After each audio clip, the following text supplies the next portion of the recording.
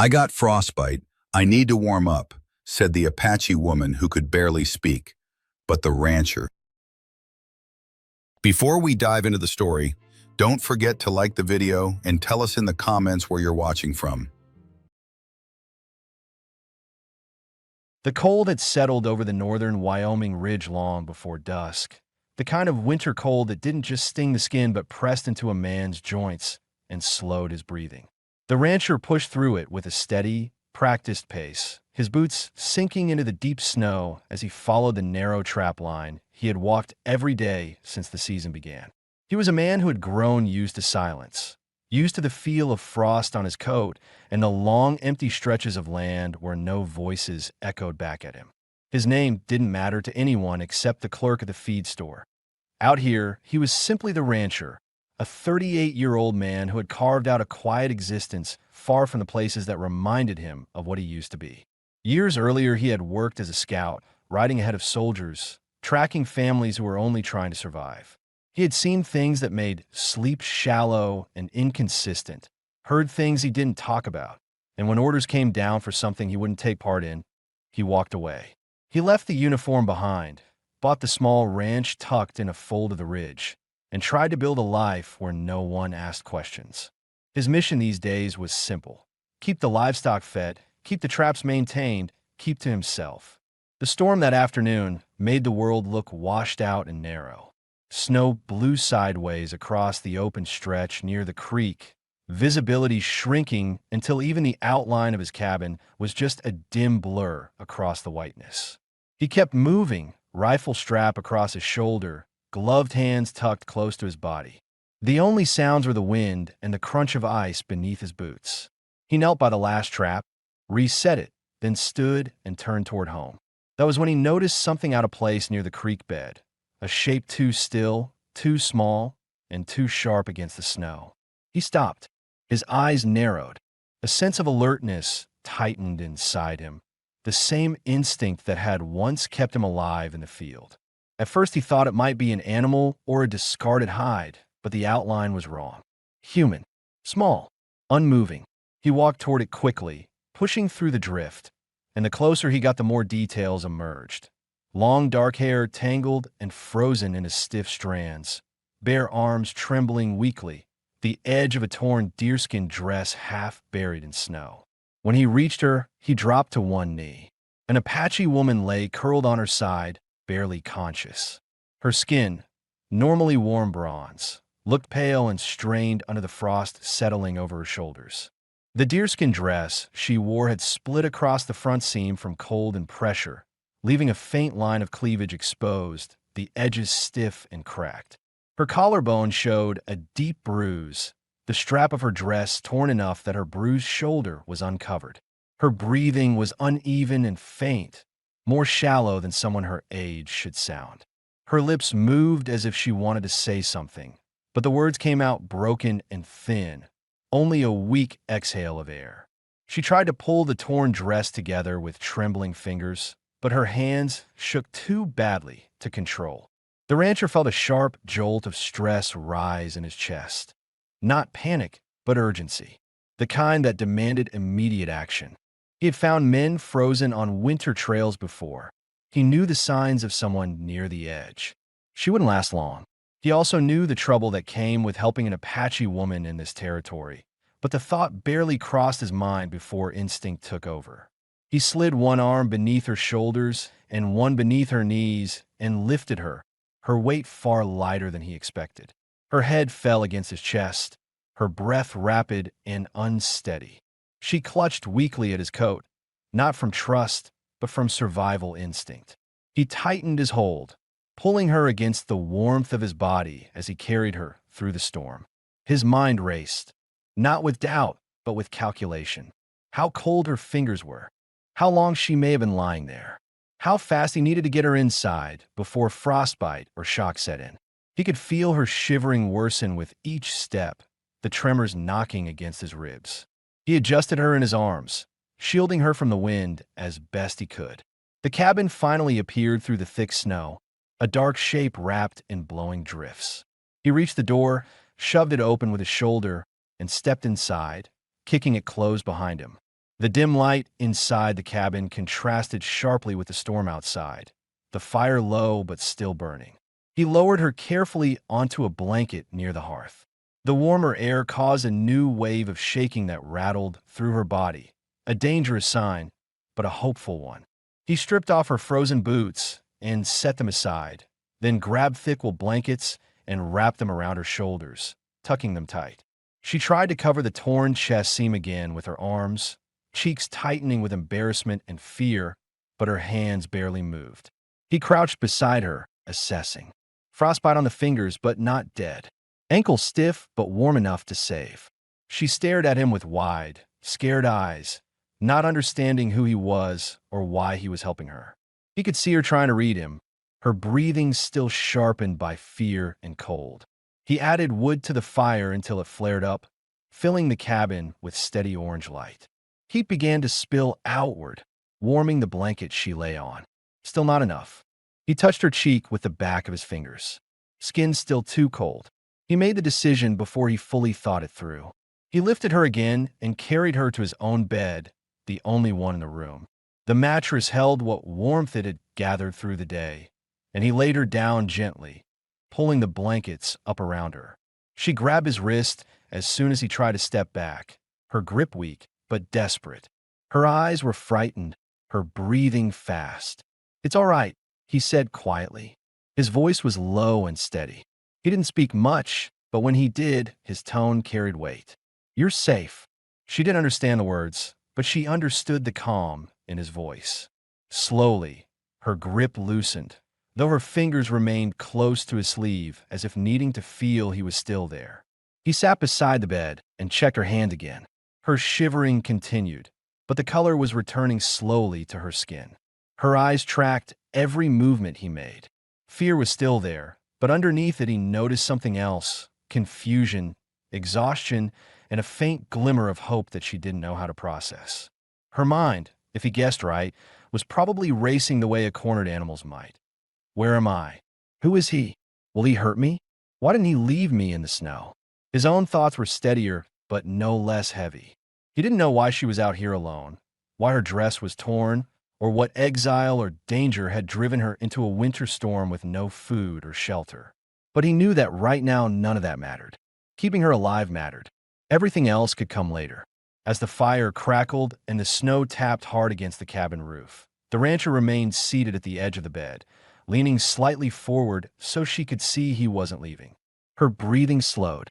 Her eyes drifted closed and open again, fighting sleep. She kept one hand pressed lightly against the blanket near his coat. He stayed there deep into the night, the storm beating against the walls, the firelight flickering across his face as he kept watch over a stranger he had no reason to trust and no intention of abandoning. He didn't know her story yet, or why she had collapsed near his land, or what trouble might follow. But for the first time in years, he felt something shift inside him, a quiet sense of responsibility pulling him forward, anchoring him to the moment, making the loneliness he lived with feel slightly less permanent. And he didn't move from her side, not even once. The storm eased sometime before dawn, the wind dropping in a long, low breaths against the cabin walls, but the rancher hadn't slept at all. He sat in the same place as the night before, leaning forward slightly, elbows on his knees, eyes steady on the woman lying in his bed. The fire kept a steady glow across her face, showing the slow rise and fall of her chest beneath the blankets. A steady rhythm he'd checked more times than he could count. Her shivering had finally stopped. Her hands, which had clutched the blanket tight through most of the night, now rested loosely near her chin. Color had begun returning to her skin, and the stiffness in her fingers was less pronounced. She was going to live. That thought grounded him more than he expected.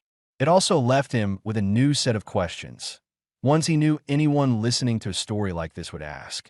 Who was she running from? How long had she been out there? Why had nobody else tried to help her? Why was her dress torn? And why was she alone in the kind of storm ranchers didn't dare cross after sundown? He didn't know yet, but he intended to find out when she could speak. For now, she needed water and food. Careful not to wake her, he stood, stretching the stiffness out of his back. Every muscle ached, partly from tension, partly from sitting in the same position for too long, but he ignored it and crossed the cabin to warm a pot of water and soak dried meat until it softened. Survival meals weren't pretty, but they worked. We glanced back at the bed. She was still asleep, her breathing steady. He took a moment, letting himself look at her with more attention than he had last night. Her hair was long and dark, now thawed and spread across the pillow. Even tangled, it looked strong. Her face was soft-featured but marked with exhaustion, her lips cracked, cheekbones pronounced from hunger. The torn seam along the front of her deerskin dress was still visible underneath the blanket, though the warmth had loosened the stiff leather. He noticed her right shoulder now, badly bruised, more so than he first saw in the storm. That wasn't from falling in snow. That was from being struck. He frowned, jaw tightening. Pain from an accident left different marks. Someone had hit her hard, and her being alone in a storm? No blankets, no supplies? No tracks near her except her own fading trail? That wasn't a simple case of someone wandering too far. She hadn't been lost. She had been chased away or forced out. He knew enough of the frontier to understand what exile looked like. As he poured warm water into a cup, he heard movement behind him, faint, unsteady. He turned. She was awake, her eyes barely open. She was pushing herself upright with slow, shaky effort. The blankets slid slightly, and she caught them with both hands, pulling them tight across her chest as she looked at him with a flash of fear, the kind that came before understanding where she was. He didn't move closer. He raised one hand slightly, showing he meant no harm, then set the cup on the small table beside the bed. "Drink," he said quietly, but not forcefully. His voice carried that steady, controlled tone people instinctively listen to. She watched him, unsure. Her breathing sped up, and her gaze flicked to the door as if she was calculating distance and escape. He recognized the look. He had worn it himself once, scanning campfires for exits. "You're safe," he said again, calm and low. She hesitated, then looked at the cup. After a long moment, she reached out and took it with both hands, drinking in small, careful sips. The warm water steadied her, softened her breathing. She swallowed, then tried to speak, but the first sound broke off in pain. She closed her eyes, frustrated, as if ashamed of how weak the sound was. He noticed. "Don't force it. You'll get your strength back." She glanced at him again, longer this time, studying him the way a person studies a strange room for hidden danger. Her eyes moved over his face, then to the bruises on her own arms, then to the fire, as if trying to connect pieces of memory. He gave her space. He kept his distance, hands visible, movements slow. "What's your name?" he asked, not expecting an answer right away. She breathed in, shallow and uncertain, then whispered one word, soft but real. "Sahoya." It was the first time he'd heard her voice clearly. Not the broken breath from last night, but her true voice, exhausted, strained, but determined. He nodded once. "All right." She lifted the edge of the blanket slightly, staring at the bruises on her shoulder, her fingers brushing them lightly. She winced. He watched her expression closely. Pain, fear, memory, then something like anger. She was remembering something. Someone. People listening to this story would want to know the same thing he did. Who hurt her? Why? What pushed her into a storm that could have killed her? He spoke carefully. "You were alone out there. No trail except yours. Someone send you away?" Her body tensed. A sharp, reflexive fear passed through her eyes. She didn't answer, not with words, but the reaction was enough. He saw a plane, not lost, not wandering, forced out. She clutched the blanket tight, her hands gripping the fabric near her chest, holding it closed where her torn dress gapped. She looked down, ashamed, embarrassed, possibly believing he would judge her for the state she was in. He didn't. Not for a moment. "You're hurt," he said. "That's all I see."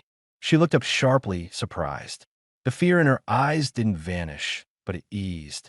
He pulled a chair closer, not too close, and sat, keeping space between them. "You can stay here until you're strong enough to walk. After that, you decide." Her eyes widened, confusion mixing with disbelief. Choice wasn't something she seemed used to. She opened her mouth, trying to say something more, but the effort broke into a cough. He poured her another cup of water and handed it to her. Her fingers brushed his when she took it, light, hesitant, testing. For the first time since she woke, her shoulders dropped slightly, the tension loosening. She wasn't fully safe, not in her mind yet, but she was closer to trusting him than she had been minutes ago. Outside, snow fell steadily from the roof. The storm had left the land buried and silent. Inside the cabin, warmth spread slowly, the fire crackled, and the space between them shifted. No longer stranger and survivor, but something quieter and more cautious. Two people each carrying their own history, each trying to read the other without saying too much. Sahoya held the blanket tight at her chest as she watched him prepare a small meal at the table. Her eyes followed his movements, not fearful now, but curious. And when he looked back, she didn't look away. For now, that was enough. And as daylight crept through the frosted window, the rancher understood something he hadn't let himself consider last night. Helping her wasn't just the right thing to do. It was the first time in years he felt like he wasn't alone. The morning settled into the cabin in a slow, muted way, the kind of quiet that came after a full night of storm, and the rancher moved through it with deliberate steps as he set a small bowl of softened meat and boiled potatoes on the table beside the bed. The fire had burned steady for hours, warming the cabin enough that Sahoya no longer trembled, though she still kept the blanket tied around her shoulders. Her fingers curled around the edges, as if releasing it might expose her to more than the cold. She watched him, eyes alert but cautious, trying to understand this place she had woken into, warm, silent, unfamiliar, but not threatening. He knew listeners would be wondering the same things he was wondering. How did she get so far from any settlement? Why was her dress torn? Why did she react with fear when he asked who had sent her away? Why had she survived so long with no food, no shelter? And why had she collapsed near his land instead of somewhere else? He didn't know yet, but Chapter 3 needed those answers to start surfacing. Try to eat, he said quietly, pushing the bowl a little closer. She hesitated, still watching his hands first, then his face, as if reading whether the food was safe or whether taking it meant she owed him something. When she finally reached for it, she took only a small bite, chewing slowly, her body adjusting to food after days without it. She paused midway through and pressed a hand to her chest, as if it hurt to swallow, hunger mixing with soreness and bruising. He noticed. Small bites, he said. You've been without food too long. She nodded once, a tiny gesture, and took another slow bite. He gave her time. Then he pulled one of his old shirts from a chest near the wall, clean, soft, long enough to cover her better than the torn deerskin, and placed it at the foot of the bed. For when you have strength to change, he said. Sahoya looked at it, then at him, uncertain. She touched her torn dress lightly, her fingers tracing the split chest seam and the bruised shoulder beneath. Embarrassment colored her face, but he said nothing. He never looked directly at her chest or the exposed parts of her dress. He kept his eyes level, respectful, serious. She saw that. It mattered. While she ate, he stepped outside briefly to check the livestock, leaving the door cracked just enough so she knew he wasn't locking her in. The storm had left everything buried, snow stacked high against the barn walls and weighed down the fences. He worked fast, breaking ice where needed, scattering feed, angling his posture against the wind. Inside the cabin, Sahoya listened to every sound, the shovel hitting wood, the snort of a horse, the distant cough of his old mule. She looked toward the door often, unsure if he would come back or if he had left her alone to wander off in the storm. It took only minutes, but her breathing grew quick with worry until she finally heard him step back onto the porch. When he came in, he saw the shift in her face, the quiet relief she tried to hide. Her fingers loosened on the blanket, her posture eased. He removed his coat, shook off the snow, and sat again on the chair near the bed. Livestock's alive, he muttered, more to fill the silence than anything. Storm hit harder than expected. She didn't understand every word, but she understood his tone. She pointed to the window. Cold, strong. Strong, he agreed. Would have killed you out there. That truth hung heavy between them. Her eyes lowered, and she clutched the blanket again, not from cold, but from memory. He leaned forward slightly. "How long were you walking?" he asked. She looked at him, breathing quickening. She held up 3 fingers. 3 days. A small nod. He felt the weight of that. 3 days in winter without proper shelter or food. It explained her condition. It explained the bruises. It explained the exhaustion etched into her face. But he needed more, and so did anyone following their story. "Why were you alone?" he asked, voice quiet and steady. Her throat tightened. Her eyes moved to the fire, then to her bruised shoulder, then to the torn strap of her dress. She swallowed hard, her fingers curling into the blanket like the fabric could protect her from the memories. She finally whispered, "My people gone." "Gone how?" he asked. She breathed faster, a tremor running through her. "Men came. Different tribe. Fighting. We run, many killed. I hide. I try go, but..." She touched the torn seam of her dress. "Caught." He felt something tighten in his chest. Anger, not at her, but at whoever had chased her through a storm, struck her, torn her dress, and left her to die. "You escaped," he said. A faint nod. "I run at night. No food. No fire. Snow came." Listening to her, he realized her story answered some of the questions listeners would have. Why her dress was torn, why she was alone, why she collapsed near his land. She hadn't chosen any of it.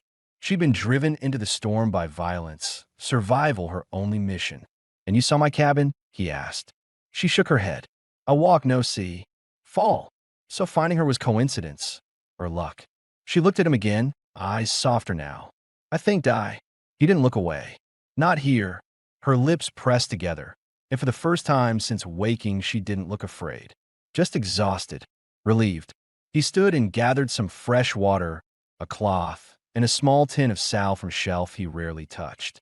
When he returned to the bed, Sahoya tensed, clutching the blanket higher to cover the torn dress. He paused. "You're hurt," he said, "on your shoulder. I can leave the sal for you to use, or I can help. You decide." Her eyes widened slightly, choice again. Something she wasn't used to. After a long moment, she nodded once, hesitant but trusting. He moved slowly. He soaked the cloth in warm water, wrung it out, and offered it to her hand first, letting her feel its warmth before he touched her. Only then did he reach toward her bruised shoulder. He peeled the blanket back just enough to see the injury, but kept his eyes respectful, never letting his gaze drift lower toward the split seam. She watched him closely, every movement, every breath. When the warm cloth touched her skin, she inhaled sharply but didn't pull away. "You'll be all right," he said, voice low. "Bruise will heal." Her fingers brushed his wrist lightly, not asking him to stop, not asking for help. Just connection. A small gesture of thanks. When he finished, she rested back against the pillows, calmer than she had been since the moment she opened her eyes. He sat back in the chair, arms resting on his knees, watching her with a steady, protective focus he hadn't felt in years. The cabin was quiet except for the fire and the soft winter wind outside.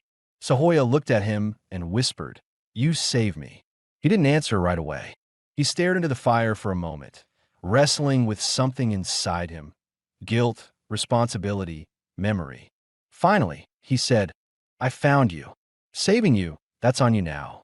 She didn't fully understand the words, but she understood the tone, steady, honest, without pride.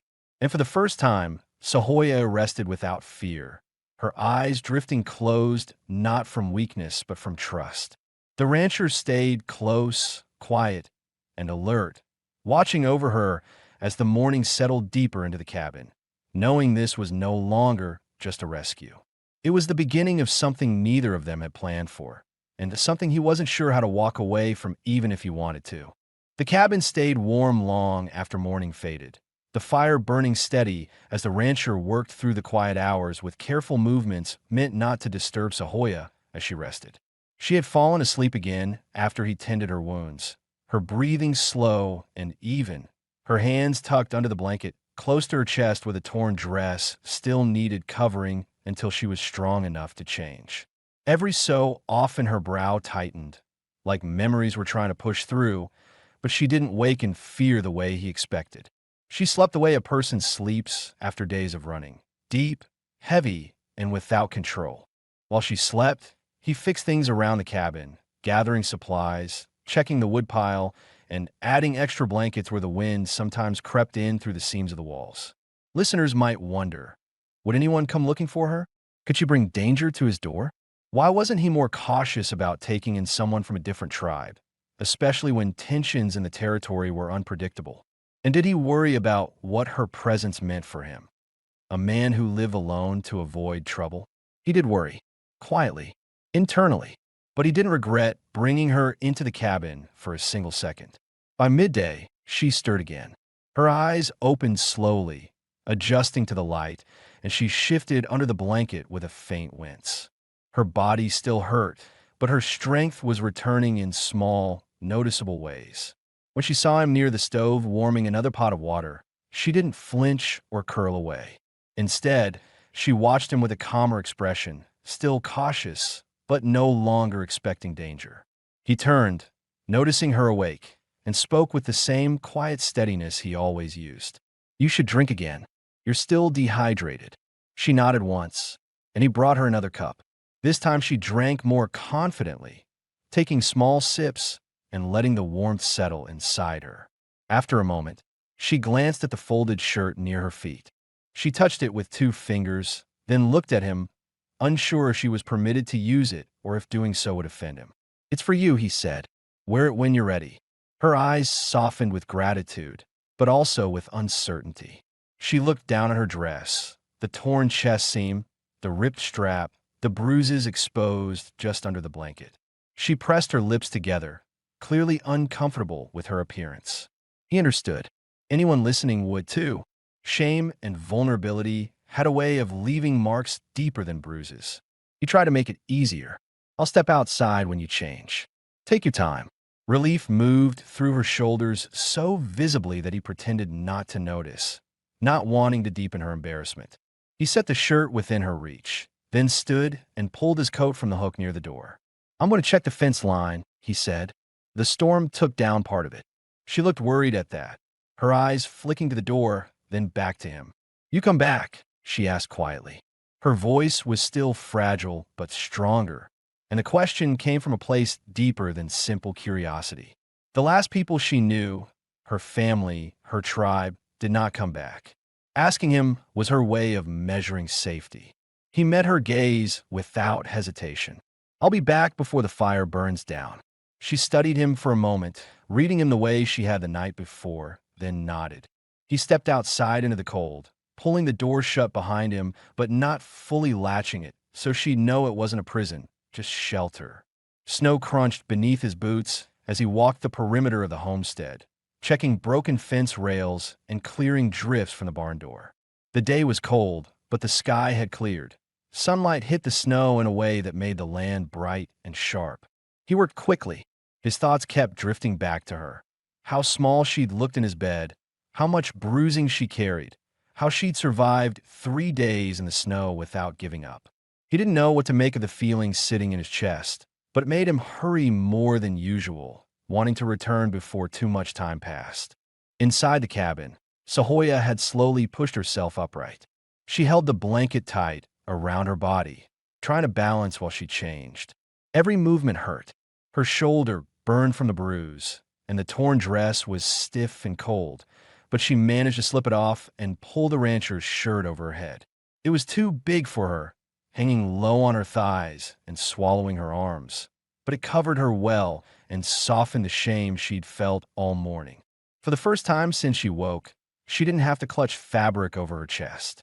She sat back down, breathing deeply, letting the moment settle. She scanned the room, his tools, his boots lying near the door, the old rifle hanging on the wall, the simple table with 2 chairs even though he lived alone, the shelves stacked with jars of dried meat and beans. Everything in the cabin told her something about him. A man alone, a man who worked hard, a man who had kept himself distant from others for a long time, a man who chose to bring her inside instead of leaving her to die. She touched the edge of the blanket, thinking about what she owed him, if anything, if everything, and her mind struggled with the difference between survival and gratitude. She wasn't used to kindness without expectation. She heard his boots before he reached the door. She straightened, hands pulling the blanket closer around her lap. When he stepped inside, cold air followed him. He stamped snow off his boots and glanced at her, noticing the shirt, noticing how she sat, how she held herself. He didn't comment, only nodded once in approval. "You look warmer," he said simply. She nodded back. "Better," she answered, her voice stronger now. He set his coat aside, then pulled another piece of wood for the fire. She watched his movements with quiet focus, and he felt it, not uncomfortable, but aware. After a moment, she asked softly, "You live alone long time?" "Years," he replied. "Long enough." "Why?" He paused at that. He hadn't expected her to ask so directly. Listeners might wonder the same. Why a man like him stayed hidden out here?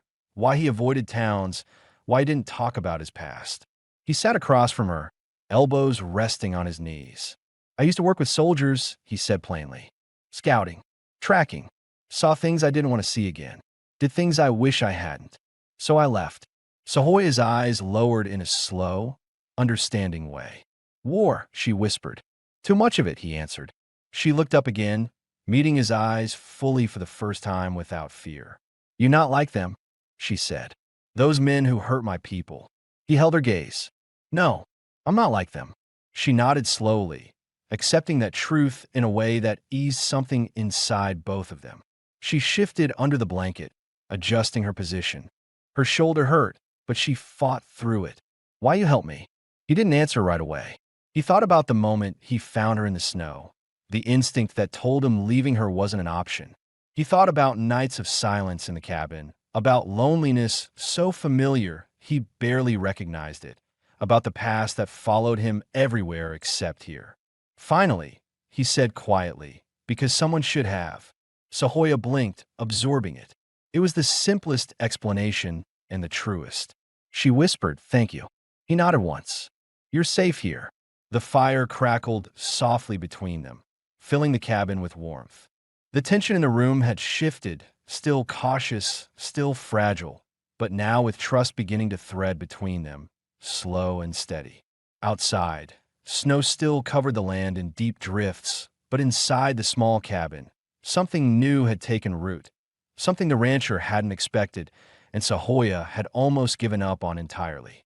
And it would change everything that came next.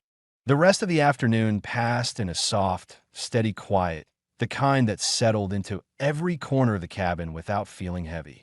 Sahoya remained seated on the bed, wrapped in the blanket with the rancher's shirt hanging loose around her frame, while the rancher worked at the small table mending one of his gloves.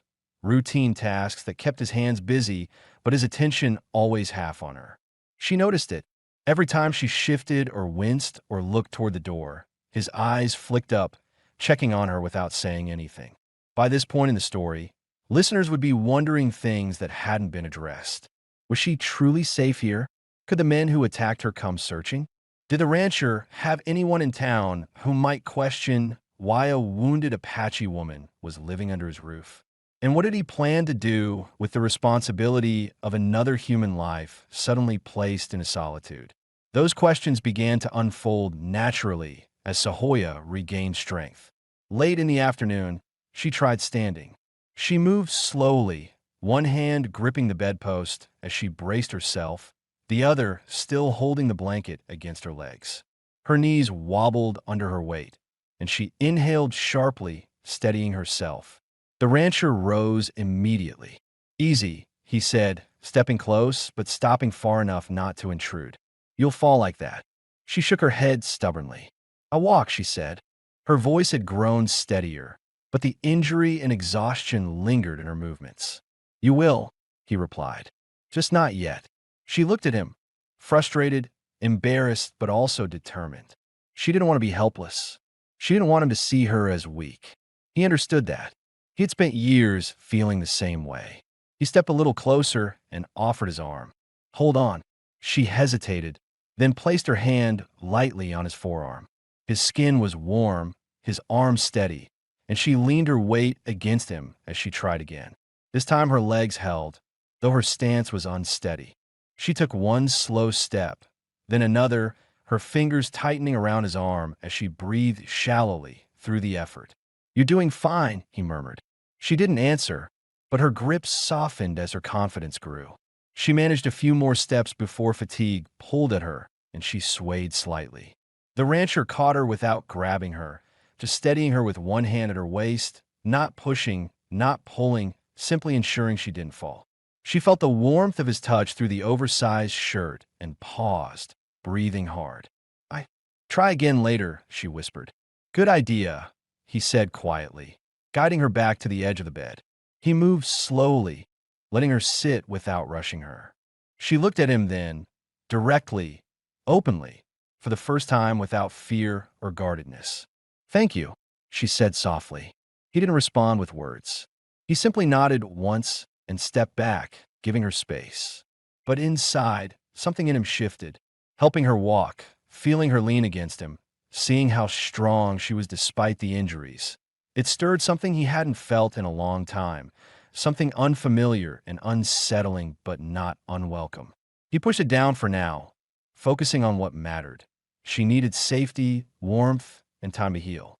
He returned to the table, grabbed a plate of warm biscuits he'd made earlier, and handed one to her. She lifted it slowly, sniffed it, then took a bite. Her eyes widened slightly. "Good," she said, which made him let out a breath that nearly resembled a laugh, something he hadn't done in months. She noticed. A small smile appeared, brief, almost shy but real. As she ate, she glanced around the cabin again, noticing a few details she hadn't paid attention to earlier. One was the rifle hung high on the wall. Another was the coat rack with a second coat. Older, smaller, clearly made for someone else. She pointed at it. Someone lived here before. He froze at the question. His jaw tightened slightly, his eyes lowering to the table. This was one of the unanswered things listeners might have wondered earlier. Had he once had a partner? A wife? A family? Why was there only one man in a cabin built for two? He took a breath, steady and measured. "No one recently," he said. "Just someone who helped me build the place years ago." She studied him, noticing the subtle shift in his voice. Grief kept deep, sealed away but still present. She didn't press him. She knew loss too well to pry. Wind shook the cabin walls, and she flinched lightly at the sudden sound. He caught it. "It's just the wind," he said. "Storm's passing, but drifts will fall for days." "Men come back?" she asked suddenly, fear flickering across her face. He set down his tools. "Which men?" She hesitated, then lifted her bruised shoulders slightly. "Those who took me." He shook his head. "Not out here. This ridge is miles from any trail. They'd freeze before they got close." She let out a slow breath of relief, but some tension stayed in her eyes. He added quietly, "Even if someone did come, they wouldn't get past me." His voice didn't rise, didn't boast. It was simple, factual, the way he said things he meant. She heard that truth and nodded. As the sky darkened into the first shapes of evening, he lit a lantern and placed it on the table, filling the cabin with a soft, warm glow that pushed away the shadows. Sahoya shifted under the blanket, pulling her knees up slightly, getting more comfortable now that the shirt covered her well. She watched him as he stirred a small pot of stew, his movements steady and practiced. Something in his presence made her feel anchored for the first time in days, safe, grounded, alive. And something about her watching him made him feel less alone than he had in years. When he handed her a bowl of stew, she accepted it with gentle hands, her fingers brushing his briefly, an accidental touch that lingered in the space between them longer than either expected. She ate slowly, silently, but her eyes kept drifting toward him, studying him the same way she studied the fire. Steady, dependable, warming in ways she didn't know how to put into words. When she finished, she looked at him again. "You tell me why?" This time, he didn't deflect. He sat across from her, leaning forward slightly, elbows on his knees, eyes steady on hers. "Because I saw someone fighting to live," he said, "and I've seen too many die." Her breath caught, and her fingers tightened around the empty bowl. No one had ever said something like that to her. She looked down, voice barely above a whisper. "I thought no one'd see me." He answered quietly, "I did. The fire crackled softly. Outside, snow fell in slow, thick sheets, blanketing the land in silence. Inside the small cabin, the distance between the rancher and Sahoya had somehow grown smaller. Not rushed, not forced, just naturally drawn by shared wounds and quiet moments. She pulled the blanket closer, warmth rising in her cheeks. He stood, adding more wood to the fire, then glanced back at her. "You're safe here tonight," he said. "And tomorrow." She held his gaze. "And after?" He didn't answer right away. He didn't know the future. Not in a world like this. Not after what she'd endured. But he knew one thing with certainty. "As long as you want to be," he said. Her lips parted in a quiet inhale, and she lowered her eyes, not from fear, but from something deeper. Something new. And the cabin, once too small and too quiet for one man, suddenly didn't feel empty anymore. Night settled over the ridge in a slow, heavy descent, the kind that quieted even the stubborn wind outside. Inside the cabin, the fire cast a steady glow across the walls, warming the room and softening the sharpness of the winter cold that pressed against the windows. The rancher added another piece of wood to the fire, then glanced toward Sahoya. She sat propped against the pillows, legs covered by the blanket, the oversized shirt loose around her shoulders, her dark hair falling in uneven strands that brushed her cheeks. The exhaustion from standing earlier had caught up with her, but she didn't lie down. Instead, she watched him with a quiet, steady focus, as if trying to understand this man who offered help without demand, warmth without threat, and safety without claim. In earlier chapters, listeners might have wondered, would Sahoya ever tell him the truth about what she saw before fleeing? Did she carry guilt about those she lost? Did the rancher fear the consequences of sheltering her? And most importantly, was the danger over, or was something still out there? Chapter 6 needed to address these questions, not with sudden action, but with slow, grounded revelations. Sahoya shifted under the blanket. "I remember more," she said quietly, her English halting but clear enough. The rancher sat across from her, elbows on his knees. "Tell me what you want to tell." "Nothing more." She nodded, grateful that he didn't push. She took a slow breath before speaking, her voice trembling at first. "Night before storm, my people make camp near trees. We think safe. No one follow." Her hands tightened on the blanket. The rancher could see she was forcing herself to continue. "Before dawn men come. Not my tribe. Not white men. Other group. They fight with my people for many moons. They come quiet." Her voice cracked. "We not here. They kill many. Take others. Women. Children." She shook her head hard, trying to dislodge the images. The rancher's jaw tightened. He didn't ask questions. He didn't interrupt. He knew the weight of memory and how fragile it was when spoken aloud for the first time. Sahoya continued, voice thinning. "I hide with 2 women. We run. They catch them, not me. I run more. Men find me later. I fight. They tear dress." Her hand left the blanket and touched her bruised shoulder. "They try to take me. I break free. I run again." Every word shook something in the rancher. The violence she described wasn't new to him. He'd seen too much during his years as a scout, but hearing it from someone who had survived it forced him to feel something he usually pushed deep. Anger, protective instinct, and guilt for not being able to stop these things before they reached her. She swallowed hard, tears rising but not falling. "I run until I fall. Snow cover me. I think I die there." She lifted her eyes to him. "But you find." He met her gaze without looking away. "Anyone would have helped." She shook her head. "Not anyone." He didn't argue. They both knew the truth. After a long silence, the rancher spoke in a low, steady tone. "Will those men look for you?" Sahoya thought carefully. "Maybe. They want to take women. Trade, sell, punish many reasons. But storm strong. They not follow far." The rancher nodded slowly. That answered a major question listeners would have. Was danger coming? According to Sahoya, not likely, at least not soon. He leaned back slightly, letting the information settle between them. "You're safe here," he said. "Nothing will happen to you while you're under this roof." Sahoya studied his face, testing the weight of his words. She saw no hesitation, no doubt, only certainty. You live alone because of war? She asked, shifting the conversation toward him now. Another question listeners wondered. What exactly did he run from? He exhaled slowly. Because of the things I saw, and the things I did. Tracking families. Helping soldiers find people who didn't deserve what came after. I was good at it. Too good.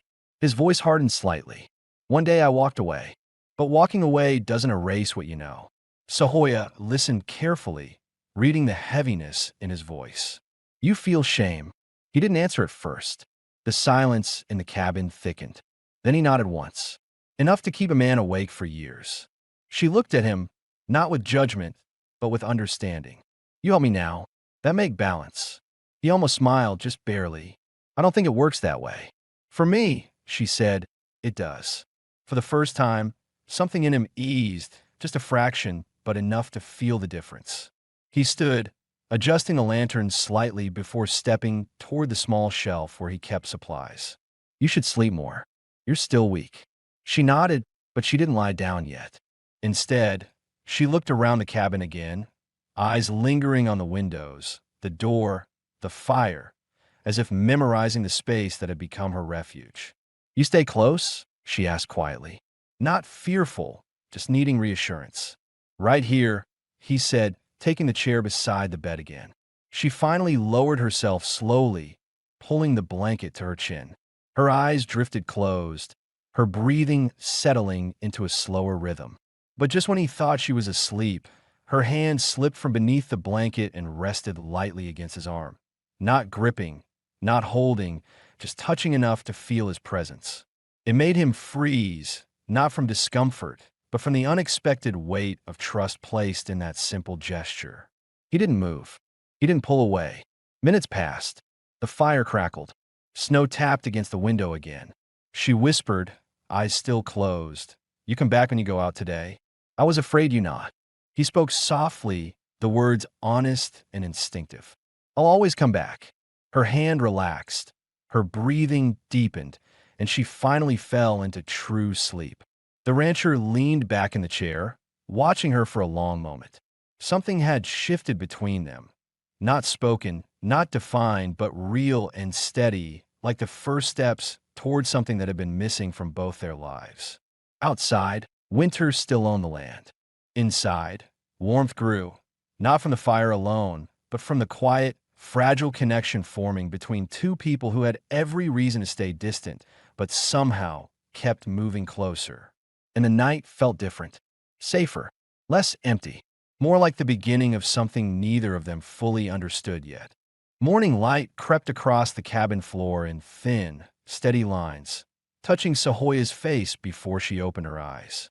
She shifted under the blanket, still half asleep, and only when her fingers brushed the rancher's sleeve, his arm resting on the edge of the bed where he'd stayed all night, did she remember where she was. She blinked, pushing back the heaviness of sleep, and saw him sitting exactly as he had promised.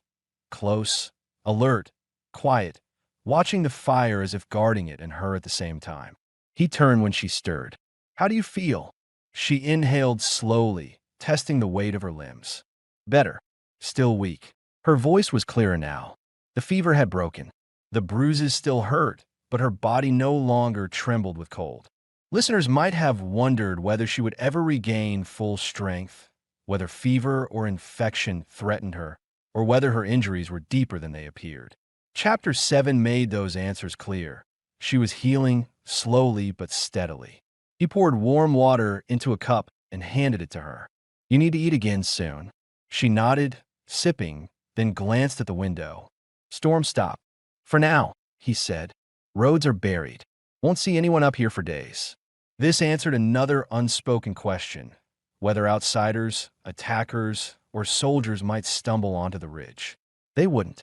The snow protected them as much as it trapped them.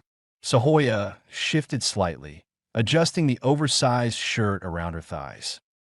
Dream last night, she said quietly. My mother, my little brother, before men came. He listened without interrupting, his gaze steady, not prying. She continued, her voice soft but firm. I feel guilt. I run. They stay. Maybe they live if I stay too.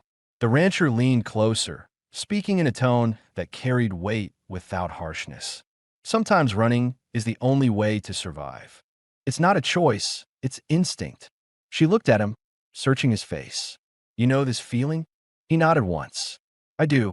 That unspoken mutual understanding filled the space between them. Two people shaped by things they never asked for, both carrying guilt that didn't belong to them. After a moment, Sahoya pushed the blanket aside and slowly tried standing again. Her movement was steadier than yesterday, though she still grabbed the bedpost for balance. He rose immediately, staying close but not touching unless she asked. I walk, she murmured, trying one slow step. You will, he said. Just don't rush. She took another step, this one stronger. Confidence flickered across her face, mixing with determination.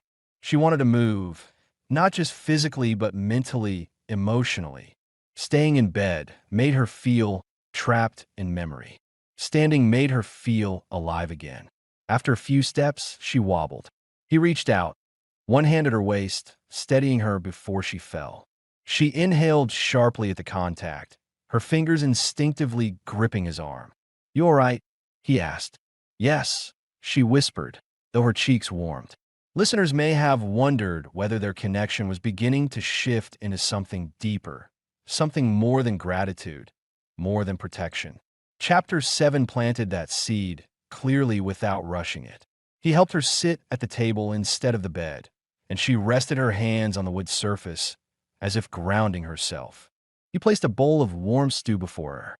She ate slowly, her eyes occasionally lifting to him, watching him move around the cabin with calm, practiced gestures. After a quiet stretch, she asked, You trust me? He paused, surprised by the question. Yes, he answered simply. She looked down at her bowl, as if unsure what to do with that answer. You not ask me for work, or pay, or belong to you. Her voice tightened slightly at the last words, remnants of what the men who chased her likely intended. You don't belong to anyone, he said firmly. She looked up sharply, her expression softening with relief. And you? You belong to no one too.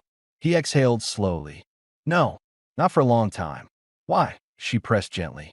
He hesitated, then answered, giving listeners clarity they might have missed earlier. I kept people at a distance. Easier that way. Safety in solitude. But lonely, she said, reading him easily. He didn't deny it. Sahoya reached out slowly, unsure, then lightly touched his hand, the first deliberate gesture from her since she arrived. Her fingers were warm now, her touch gentle but intentional. I not want to be alone, she said quietly. Not anymore. The rancher held her gaze, feeling something shift in the room, subtle but undeniable. You're not, he said. The words settled between them, simple but binding. Outside, snow began falling again in small, quiet flakes, not a storm, just enough to soften the world. Inside, Sahoya sat across from the man who had found her in the snow, wearing his shirt, eating his food, breathing because he chose to stop and lift her out of the frozen creek bed. And for the first time, she let herself believe she might have a future beyond the pain she'd survived. A future in this cabin, near this man, safe, and no part of her wanted to leave. The snowfall outside grew steadier as the afternoon deepened, blanketing the ridge in a quiet white cover that made the entire world feel still. Inside the cabin, the warmth held steady, wrapping itself around Sahoya and the rancher as they remained seated at the table long after the meal was finished. Sahoya's hand had slipped back in her lap, but the moment of touch between them lingered in the air like a quiet truth neither knew how to name yet. She shifted slightly, testing her strength again. Her legs no longer trembled the way they had yesterday, and she no longer looked like someone on the edge of collapse. Listeners might wonder how much she had recovered, whether she was still in danger from fever or hidden injuries, or whether her mind carried wounds just as deep as the bruises on her shoulders. Chapter 8 needed to answer those concerns clearly. She was healing, not just physically, but within too. I can help, Sahoya said suddenly, fingers curling around the edge of the table as if preparing to stand again. I do something here. He looked at her with a calm seriousness. You're not strong enough yet. I can try, she insisted. There was pride in her voice, but also fear. Fear of being a burden, of being sent away once she no longer needed saving. That silent fear was something listeners could sense, even if she'd never spoken aloud. The rancher leaned back slightly. You don't have to earn your place here. You're recovering.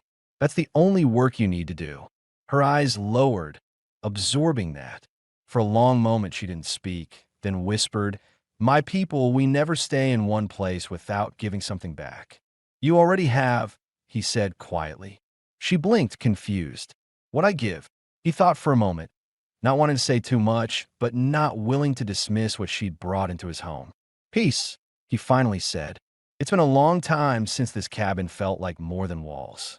Her breath caught slightly, her cheeks warming, and she looked away, shy but touched.